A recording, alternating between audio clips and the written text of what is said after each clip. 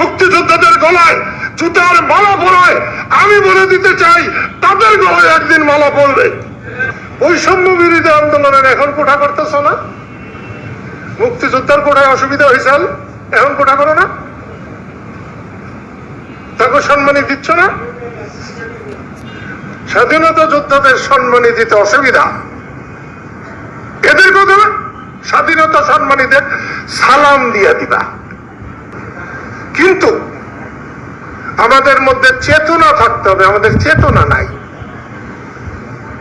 চেতনাই সব থেকে বড়। মুক্তিযুদ্ধটা হেলা ফেলা না, আর মুক্তিযুদ্ধও কিন্তু 9 মাসের যুদ্ধ না। মুক্তিযুদ্ধের পিছনে আরো যুদ্ধ আছে।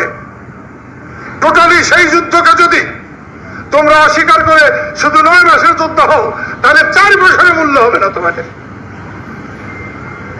আবার যারা মুক্তিযুদ্ধ পর্যন্ত নিয়ে গিয়েছিলেন, মুক্তিযুদ্ধে তারা প্রত্যক্ষ যুদ্ধে অনেক পিছিয়ে পড়েছিলেন, তারা যদি মুক্তিযোদ্ধাকে ল্যাং মারার চেষ্টা করে, আজকের যে অবস্থা হয়েছে তাই হবে, বারবার হবে।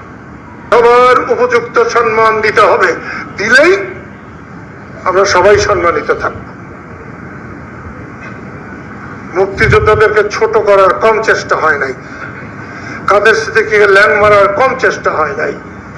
বঙ্গবন্ধু যদি বেঁচে থাকতেন, মুক্তিযোদ্ধাদের এই অবস্থা হতো না। বৈষম্য বিরোধী আন্দোলনের সফলতা, আমি তাদেরকে 1000 বার সম্মান জানাই।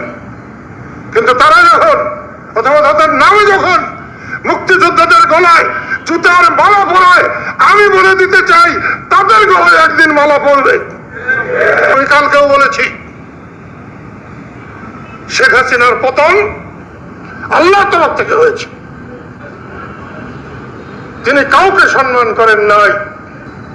বিচার করুন, বিচার করে শাস্তি দিন, 10 বার ফাঁসি দিন, যদিও আমি ফাঁসির পক্ষে না, কিন্তু বিচার করে করতে হবে। তা হয় নাই, সেই জন্য এটা হয়েছে। শেখ হাসিনাকে উৎখাত করে আজকে যারা বসছেন তারা কিন্তু খুব ভালো করতে পারছেন না বা করছেন না।